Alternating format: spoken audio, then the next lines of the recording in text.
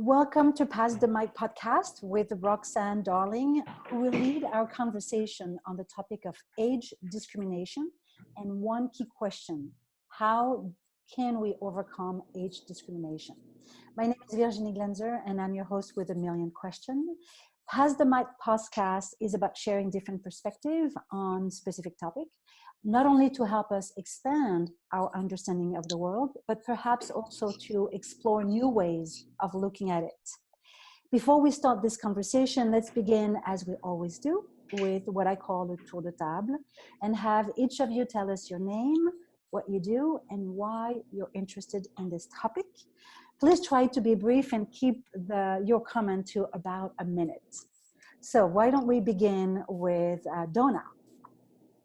Thank you, and thank you for having me join you here. So my name is Donna Lauren, and I publish a website and blog called Empty Quester for empty nesters on a quest for their bold next chapter. And that's one of my passion projects that I do, and this exploration of what happens in this next chapter of 50 plus, when kids have left the house and are looking to explore for new opportunities. And separate from that, I have a business that in 2020 will be completely women-owned, women-run, and will create business opportunities for people who are looking for second careers, who are in that next life stage. Great, thank you. Linda? Yes, my name is Linda Rosetti. Thank you so much for having me, and I'm honored to be with the rest of the crew here. I am a serial entrepreneur and an expert on transitions, right? My work in the last decade has all been about adult transitions and their impact on not only on individuals, but on organizations as well. I consult one-on-one with individuals, and I work with companies who've gone through mergers and acquisitions and trying to help them kind of figure that all out. I really think that this topic is fascinating because ageism is another transition. You know, aging is a transition that we all go through, and my work and research tells me that we really misunderstand transition as a society. So I'm excited about this conversation because I think there's an enormous amount of richness that is resident in all of us that we can bring out at any time and at any age. So I'm really excited to be here. Thank you for including me. My pleasure. Thank you, Linda. Roxanne? Hi, my name is Roxanne Darling. I live in Santa Fe, New Mexico. I'm 66 years old, and I too am a serial entrepreneur. I have a degree in marine biology from UC Berkeley. I was then a ballet dancer, a mind-body fitness pioneer, worked for the last 20 years in a company with my life partner, who's 14 years younger than me. And that is a technology company. We do marketing, web, everything internet, basically. And my big claim to fame, my most favorite part of my career, is I had a YouTube channel. It's actually still up, Beach Walks with Rox, 2.5 million downloads, that we started in 2006 as a technology experiment, but connected we with millions of people around the world, and I absolutely love that. Great, that's impressive. Thank you, Roxanne. Jim? My name is Jim Spivey. I live in Houston, Texas. My background has been as a business executive in technology for 20 years, an executive coach and life coach for 20 years. And now I'm in the new frontier for me. The business I'm in now is Mozzie Partners. I'm a partner with a 3-person firm. And our work is about awakening and transformation, starting with our own. And we have a great mentor and author that we love by the name of Peter Block, who once said, if you want to change imperialism, good luck with that. But if you do your own work and make it available for others, it could change the world. And that's my belief as it relates to an attitude towards aging, is to do my own work and then make that available where it could change the world. Beautiful. Well said. Thank you. So before Roxanne leads us in our conversation, I want to remind everyone the various generation that we're going to be talking about. So of course, what we call baby boomer. Those were are people born between 1944 to 1964. And so today they are between 55 to 75 years old. Before that, before those people, there were the Gen X, born between 1965 to 1979, and they're currently between 40 to 54 years old. The Gen Y, also known as Millennium, were born between 1980 to 1994. So they're roughly around 23 to 39 years old. And the last generation that we are not yet talking a lot, but who are most likely going to change the world, is the Gen Z, born between 1995 to 2015, and they're currently between 4 to 24 years old. So I'm personally very interested in this discussion, not only because my parents are baby boomer. I'm really a Gen X, really the late Gen X, and my 3 daughters are Gen Z.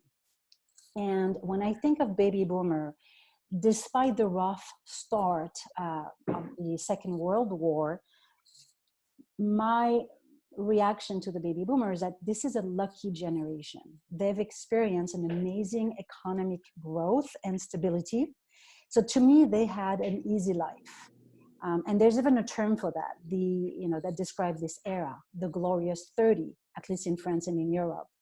And yesterday I was watching the movie Rebel Without a Cause with James Dean in 1955. And it struck me that in addition to having an easy life, they also actually had their own battles when they attempted to change society's value, which at the time was very strict. The way to behave as men and women were extremely strict, and that must have been quite a challenge. But I asked my daughters, I wanted to know what the Gen Z generation, some of their, what were their thoughts, especially around the okay boomer that we've seen on social media recently. And here's what they said. We think they're a little out of the loop sometimes, old-fashioned in regards to gender and climate change, and they're stuck in their way. They don't understand our generation.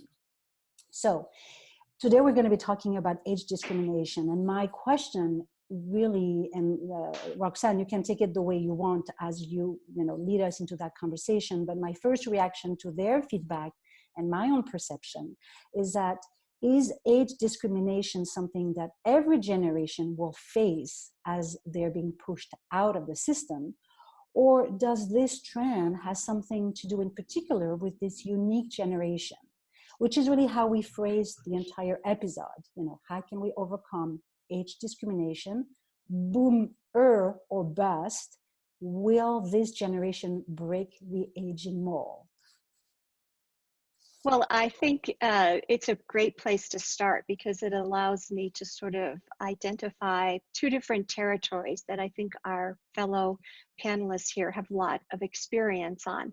One is that I think the age discrimination, age differences, part of the discussion is mechanical. And I don't think that will change very much because we all go through these life patterns and life experiences.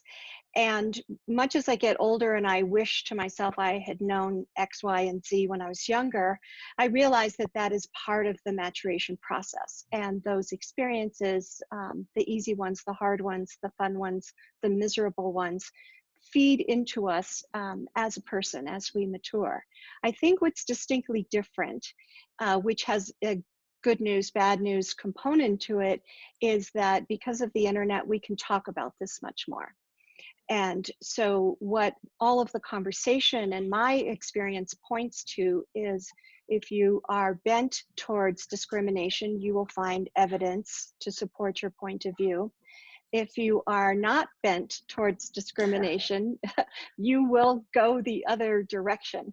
And I suspect that that's part of what you do in your work, Linda, is help people navigate that place between so-called facts and perspectives, points of view. Maybe you could speak to us for a minute about that. Absolutely. It's so interesting. I love the way this conversation has started because I came in with this assumption of, oh, we're going to talk about age, but right away, what we've talked about kind of makes me wonder, right? Because there's this confluence of structural changes going on that have nothing to do with age, right? Technology is a major structural change. Right now, look at, we have a point-to-point conversation all over the United States right now. You know, we didn't have that 15 years ago. And it isn't just technology, right? Our social norms are changing, right? You know, we've legalized things like gay marriage. You know, all of a sudden we have Social Security benefits that can go to you know, same-sex partners. You know, all sorts of structural changes. And so it's almost, Roxanne, this notion in my mind of, there are some people who have a capability to process major changes and be okay with that regardless of their age. And there are others who don't have that capacity, right? They don't have the ability to step out of their set of assumptions. And my suspicion is that what many refer to as ageism is more there, you know, an ability to be successful in whatever that definition is within this confluence of major changes that are happening. You know, we have life expectancy expanding in the last, you know, 25 years by orders of magnitude. We have technology changing the way we communicate. We have, you know, blah, blah, blah. We can go on and on.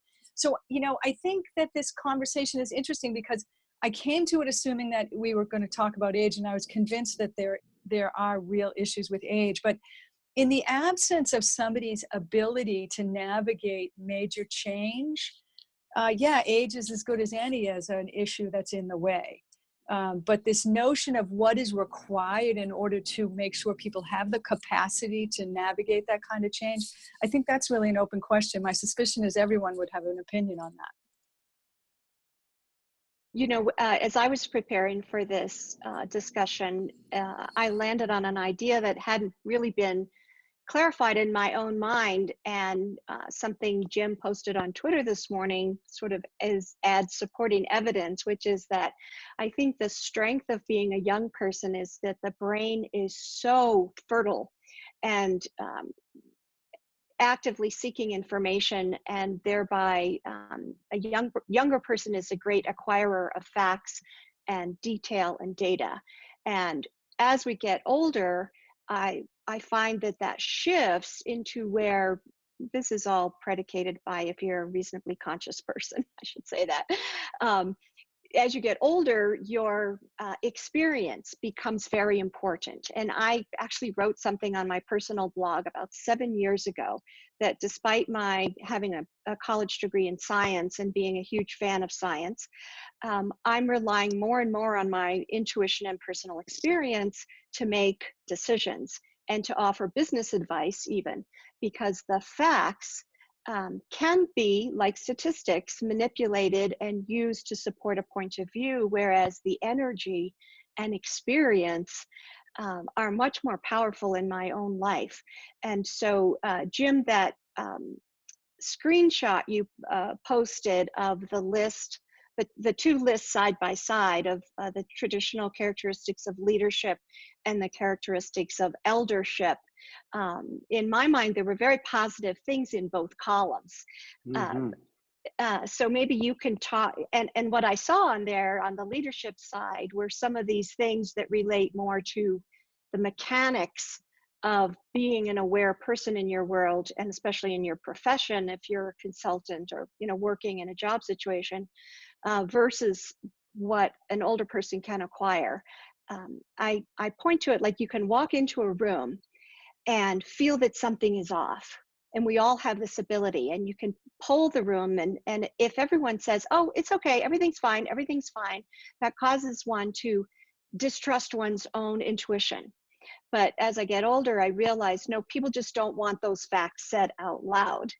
And so this transition from youthfulness to eldership is the ability, I think, to trust that sense, okay, something doesn't feel right. No one wants to talk about it yet. I'm just going to keep that in mind as I participate in this meeting or whatever the situation might be. But Jim, why don't you talk to us about those characteristics of leadership and eldership from an age point of view? And I loved what you said in response to that tweet, Roxanne, was you particularly like the fact that it's not about age. Like it can happen at any age. So Yes. a lot of my interest in this area of our ability to define our reality inside our own minds came from watching my father die. And my father died in 2003. He was in the Korean War. He worked for Bella, Pennsylvania for 40 years. He followed what was the expected path for a man during his cultural time frame. And then he retired and died soon after. So he couldn't wait till he got to this thing called retirement, which we all think is some place, some magical place where we get to finally relax. And then he went immediately into illness. But here's the part that was interesting. When my father accepted his death, 3 days before he died, he became a child. And he became a child directly connected to the divine. He became the most powerful human I had ever experienced in my life.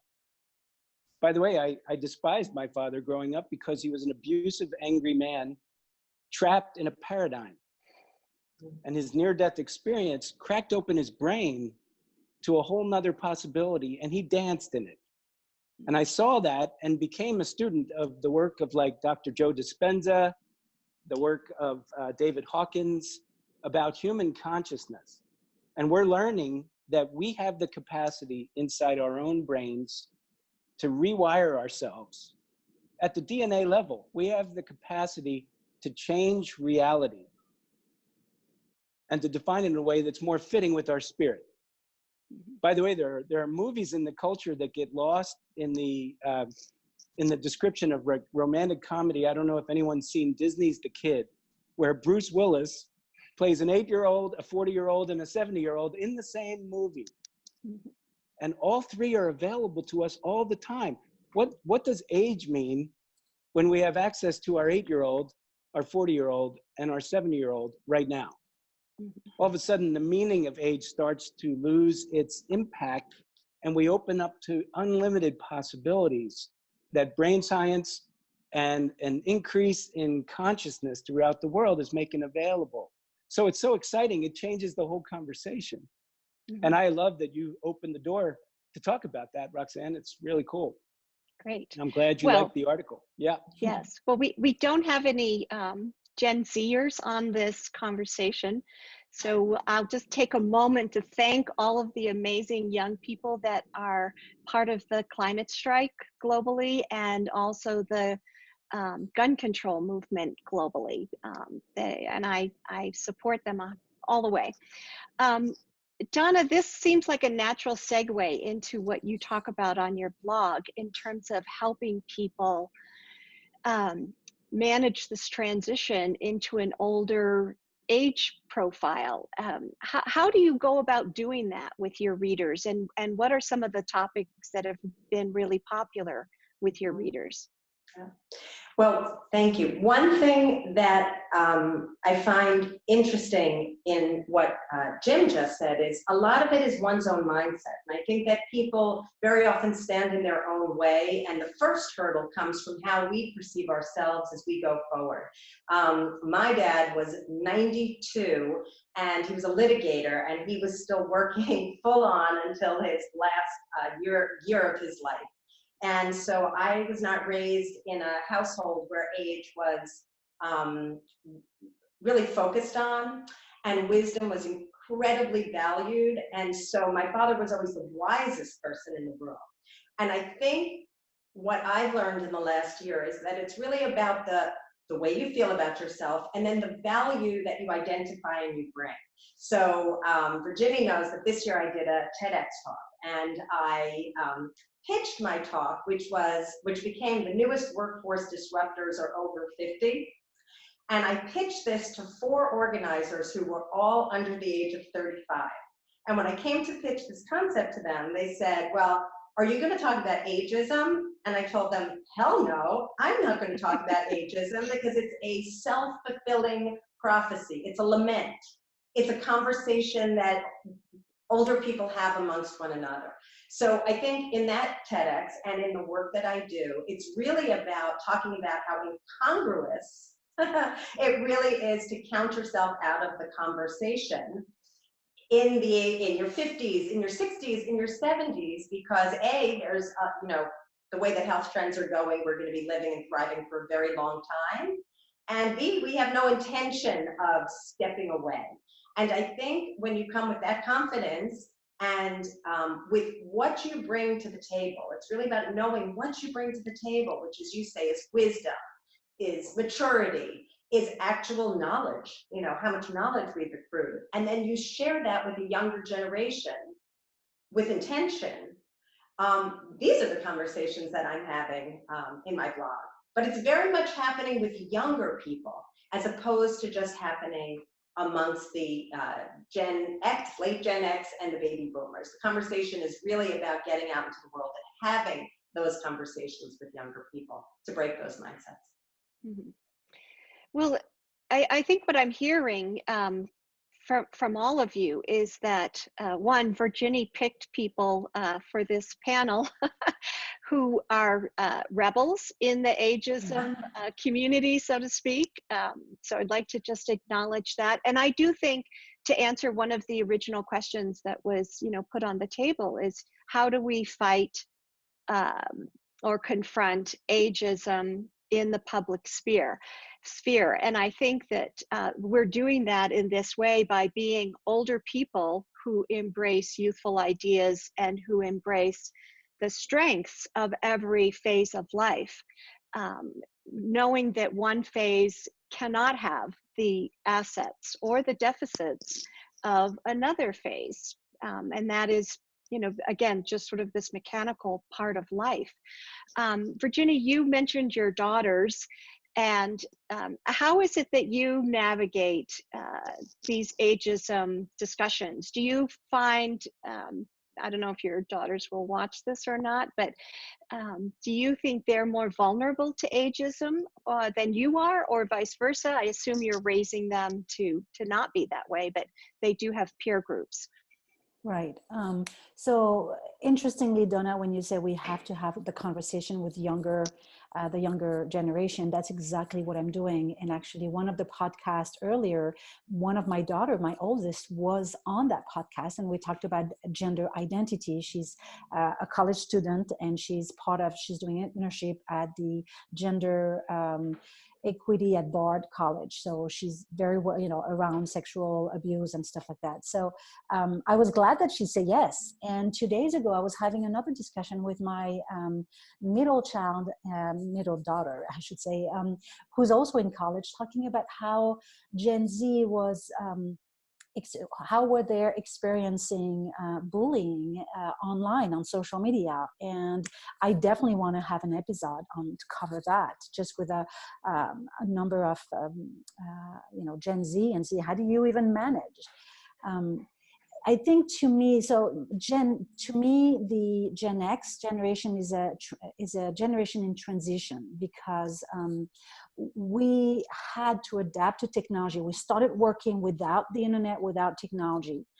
And now look at the world, right? Whereas my parents, who are actually early baby boomers, through their career, they never changed. So I think in the boomer or that generation, there's a big difference from someone who's 75, still working today, had to adjust, versus someone who's retired at 7 years old and just traveling and doesn't want to continue to change. So I think that's phenomenal.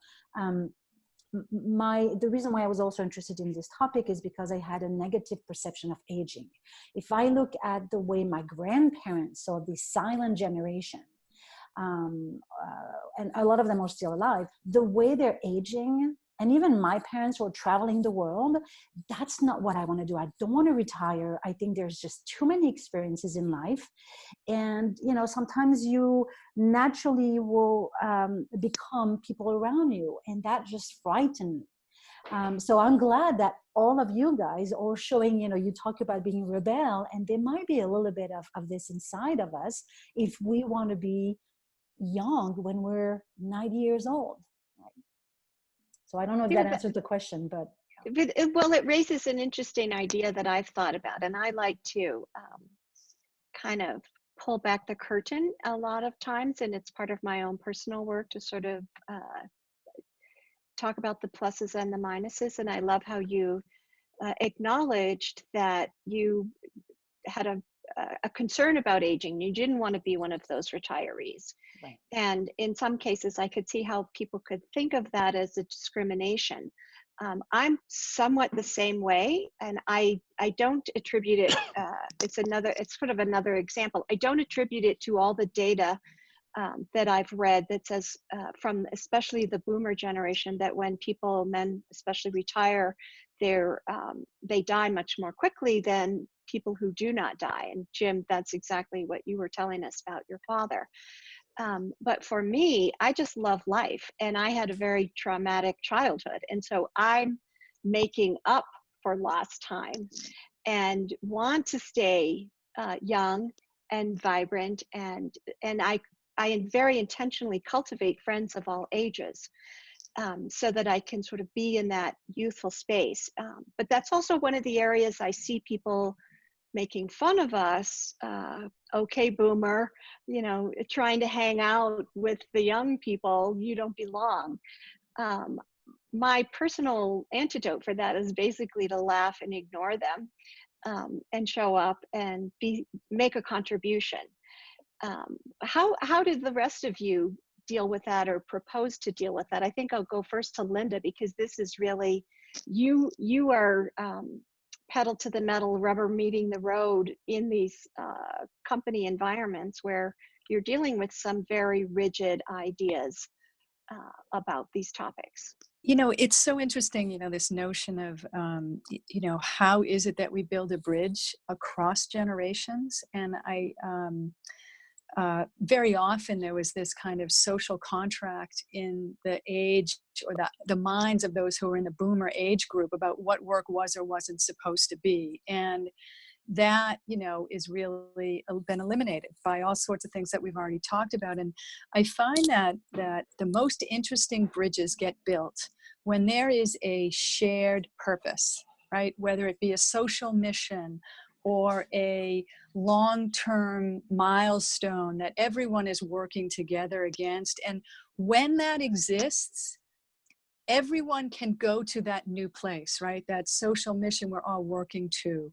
And I find when that, and sometimes that's a cultural statement of an organization, we're going to be climate sustainable or, carbon neutral or, whatever it is. Or so it can be a statement, it can be a physical act that the organization or individuals do together. But when those things are present, the tone and capacity expands.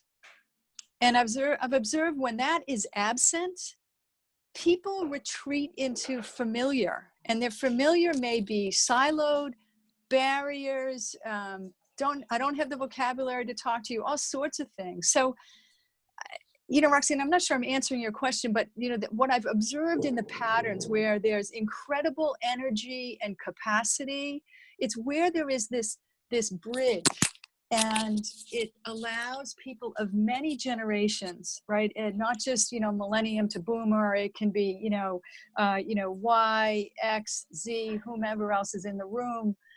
It allows people to have a place with a shared vocabulary, somewhat of an identity, a piece of their identity that they can share and use to leverage in new connections with people.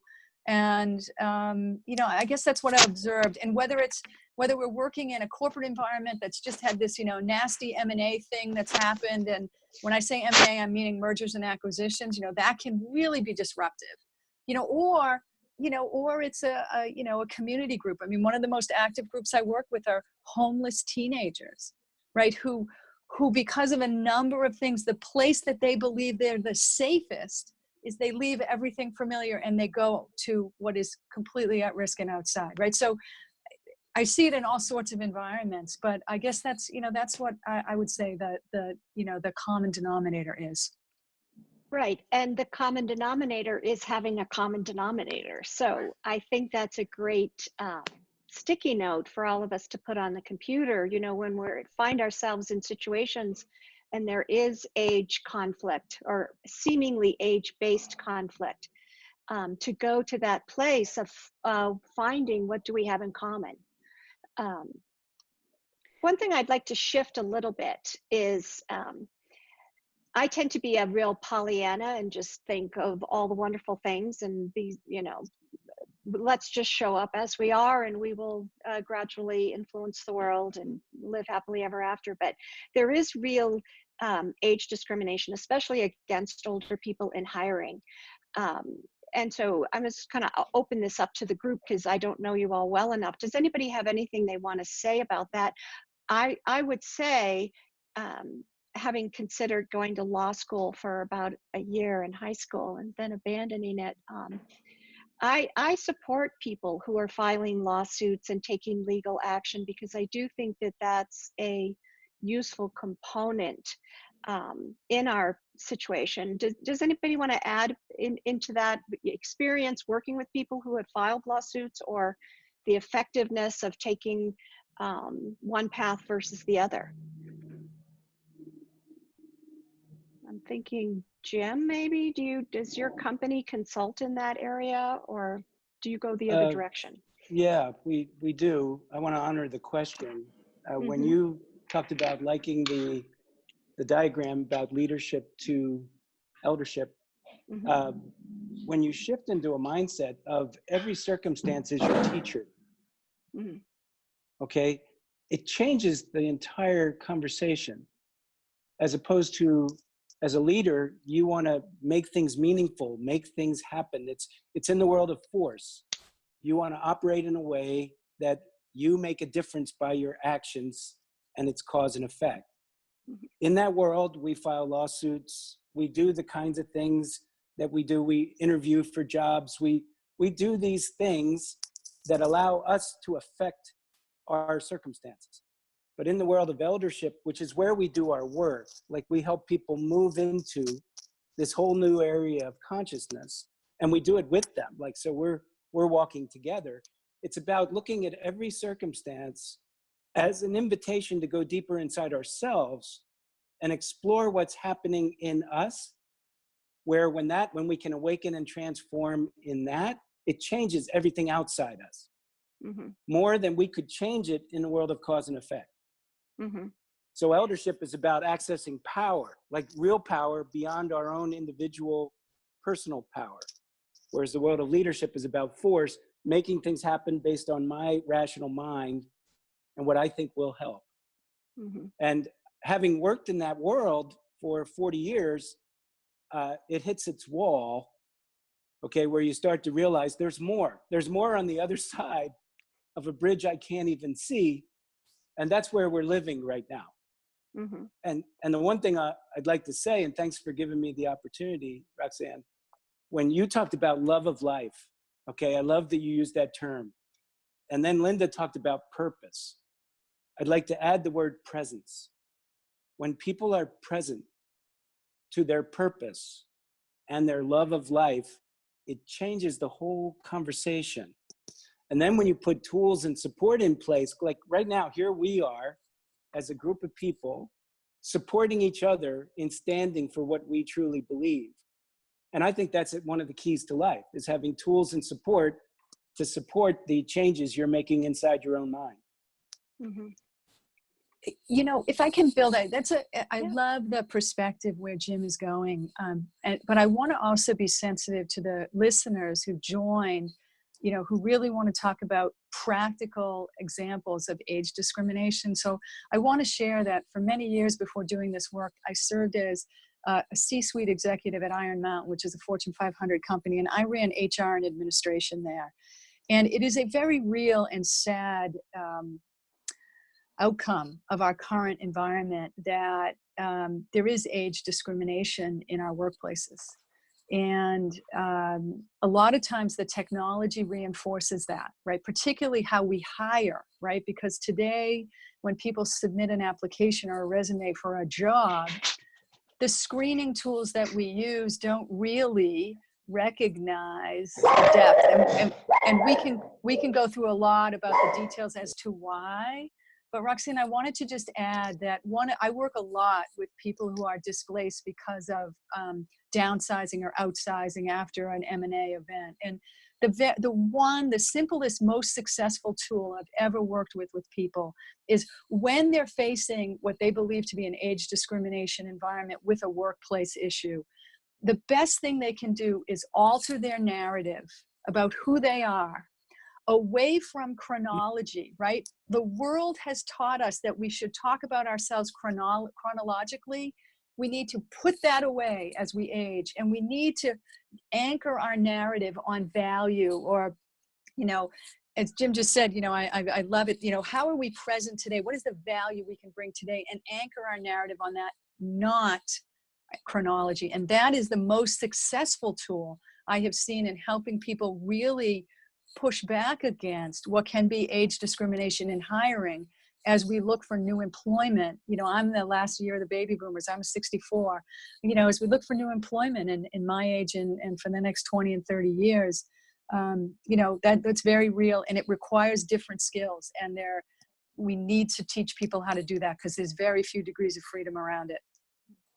Roxanne, as we come to the end of the hour, we could, spend hours, and there were so many other questions, and we might do a follow-up actually. But I'd like to end this conversation the way it began, with a tour de table. And so one of the premises of this podcast is that there's too much talking and not enough doing. And so what I'd like to offer is to pass the mic and tell us what you've heard today that will inspire you to start doing something differently than the way you did it prior to this conversation, or just share something that we haven't talked about, or something that you'd like to leave the listeners and viewers with. And I'm going to start with my own takeaways to give you guys a moment to collect your thoughts.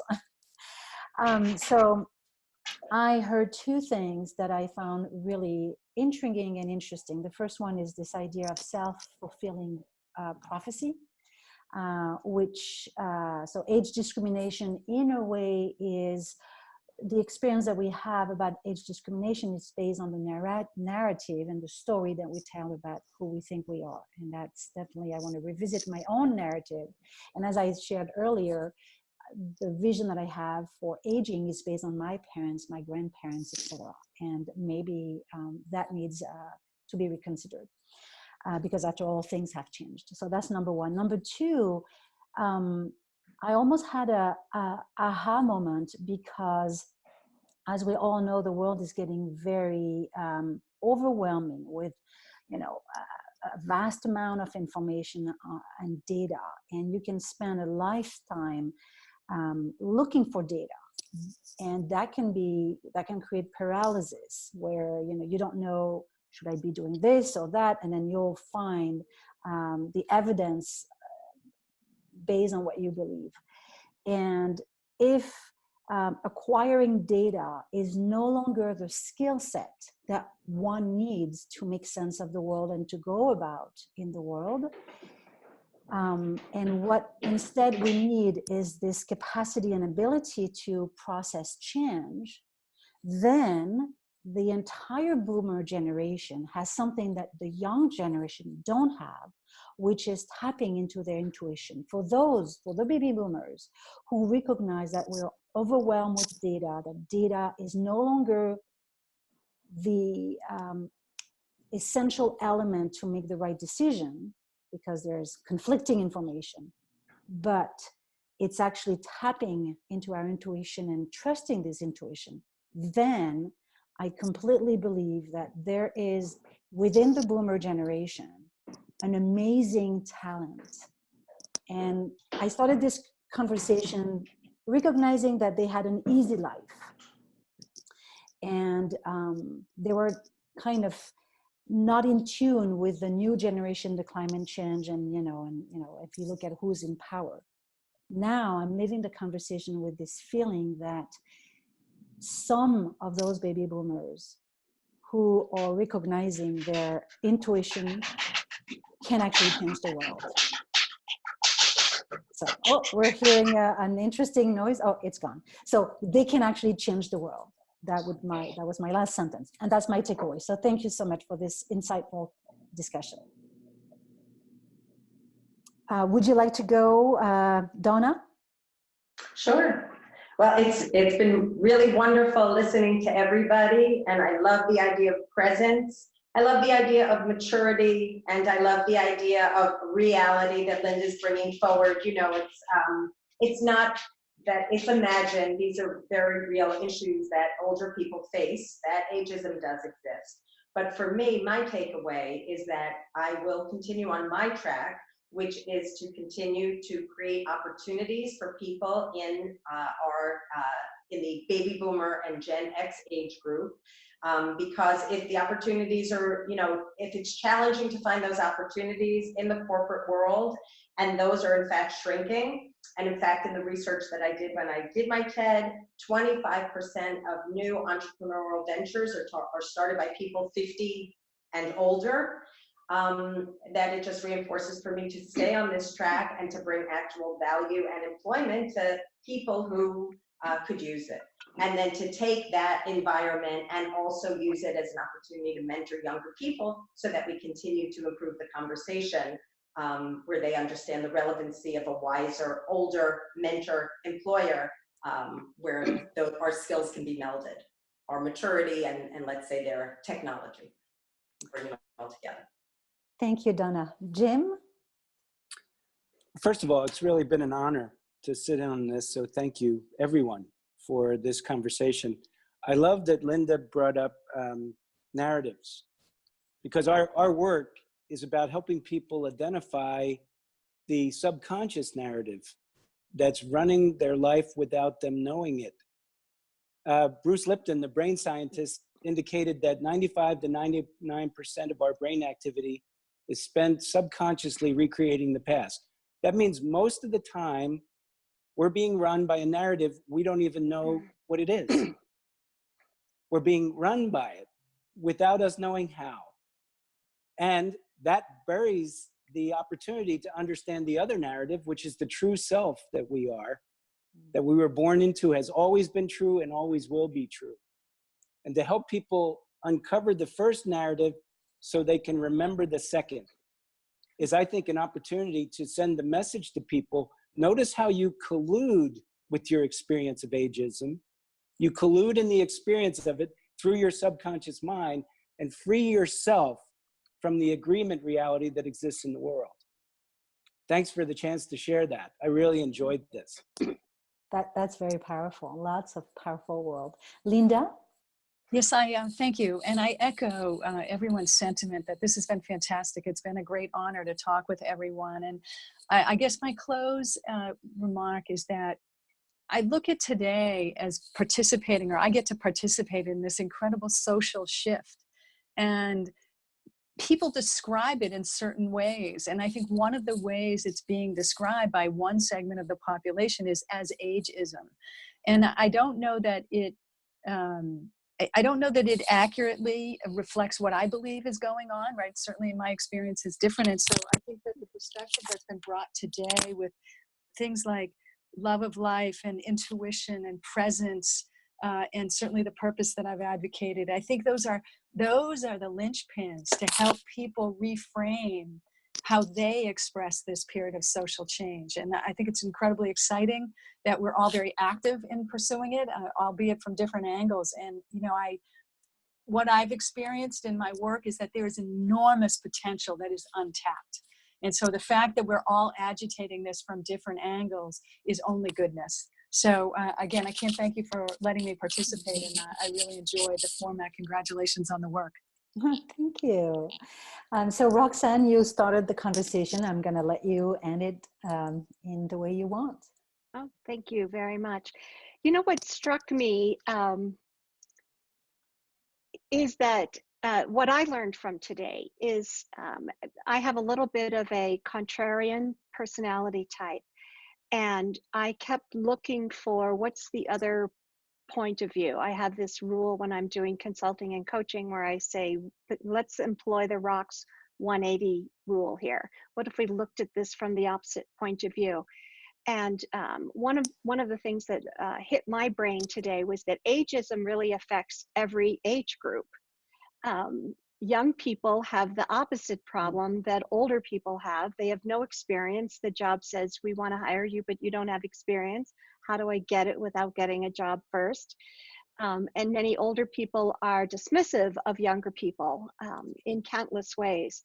And being an inveterate optimist, I think that having all of this conversation, as heated as it can be at times, is a way of raising the collective consciousness to start understanding and appreciating what are the strengths of each age from a life development point of view, and not from a discrimination point of view. And if we cannot be attached, as I think none of us are here, which has been a great positive for me, if we don't get attached to our particular situation, our particular age, our particular upbringing, then we have this ability to see what are the positives and the challenges for every age group along the way. I will admit I wasn't thinking about all this when I was a younger person. So that might be the singular takeaway that we older folks can offer and role model, is to embrace all ages and not shy away from or hide the fact of our own individual ages. And so I know that's the core of your work, it sounds like, Donna, with your Quester blog of navigating these transitions. So that's my big takeaway, that, you know, I learned that I actually, when I think ageism, I've been guilty of it myself towards younger people at this particular age of mine. So consciousness raised. Thank you for bringing us all together, Virginie. That's wonderful. Well, I'm glad that we had this conversation. I think it's really, at the end of the day, all about compassion and not getting too caught up in our own narrative, and being able to see someone else's perspective. So you brought some really good point that I haven't thought about, which is just being dismissive of younger people. And usually we get what we attract. So, it's maybe not surprising that we got the okay boomer, because after all, we are very criticizing the younger generation for any reason that it could be. So thank you, everyone. I really appreciate this conversation. Thank you. Thank Thank you you so much.